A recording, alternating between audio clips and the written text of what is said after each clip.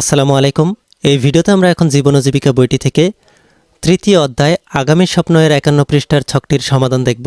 আজকের এই ভিডিওটি খুবই ইন্টারেস্টিং, তাই আমার চ্যানেলে যারা নতুন রয়েছেন তাদেরকে সাবস্ক্রাইব করার একটি ছোট্ট অনুরোধ থাকবে।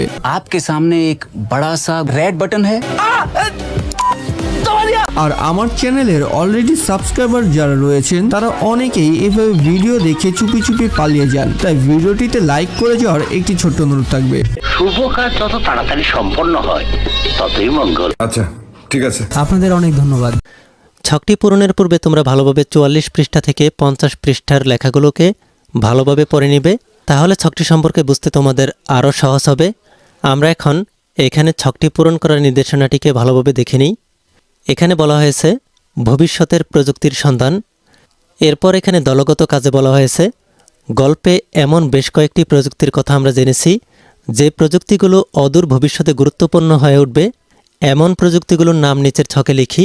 পাশাপাশি গল্প থেকে প্রযুক্তিটি সম্পর্কে যেটুকু ধারণা পেয়েছি তার আলোকে মানব কল্যাণে কোন কোন ক্ষেত্রে সেই প্রযুক্তি ব্যবহার করা যেতে পারে তা কল্পনা করি এবং দলে আলোচনা করে এখানে সাজিয়ে লিখি। আমরা এখন এই ছকটিকে পূরণ করব। তোমরা এখনও যারা আমাদের চ্যানেলটিকে সাবস্ক্রাইব করোনি তারা এখনই আমাদের চ্যানেলটিকে সাবস্ক্রাইব করে দাও। এখানে এই ছকটিতে প্রথম কলমে বলা হয়েছে প্রযুক্তি আর দ্বিতীয় কলমে বলা হয়েছে ব্যবহারের ক্ষেত্র। আমরা এই ছকটিতে প্রথম কলমে প্রযুক্তির নামগুলোকে লিখব আর দ্বিতীয় কলমে প্রযুক্তিগুলোর ব্যবহারের ক্ষেত্রগুলোকে লিখব। প্রথমে 1 নম্বরে আমরা লিখব বিগ ডাটা।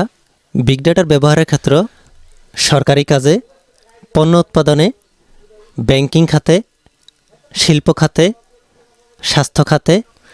এরপর 2 নম্বরে প্রযুক্তির নাম কৃত্রিম বুদ্ধিমত্তা। কৃত্রিম বুদ্ধিমত্তার ব্যবহারের ক্ষেত্র মানুষ্যবিহীন গাড়ি এবং বিমান চালনার ক্ষেত্র, বিভিন্ন ডিভাইসের সূক্ষ্ম ত্রুটি শনাক্তকরণ, চিকিৎসা ক্ষেত্র, স্বয়ংক্রিয়ভাবে তথ্য সংরক্ষণ ও বিশ্লেষণ। এরপর 3 নম্বরে আমরা লিখব ডিজিটাল মার্কেটিং। ডিজিটাল মার্কেটিংয়ের ব্যবহারের ক্ষেত্র search engine optimisation, social media marketing, email marketing, content marketing.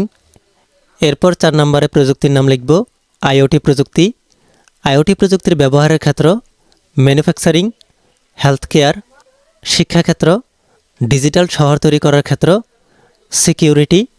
এরপর 5 নম্বরে আমরা প্রযুক্তির নাম লিখব অগমেন্টেড রিয়েলিটি।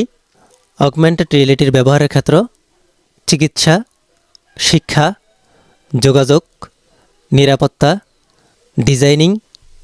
এরপর সর্বশেষ আমরা প্রযুক্তিটির নাম লিখব সাইবার সিকিউরিটি।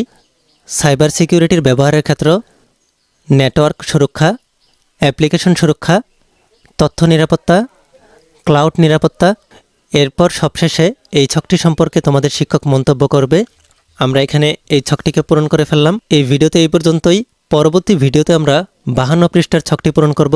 ভিডিওটি তোমাদের কাছে ভালো লাগলে ভিডিওটিতে একটি লাইক দিয়ে দাও আর পরবর্তী ভিডিওগুলো পাওয়ার জন্য আমাদের এই চ্যানেলটিকে সাবস্ক্রাইব করে রাখো। আচ্ছা ঠিক আছে। Bye bye tata good bye.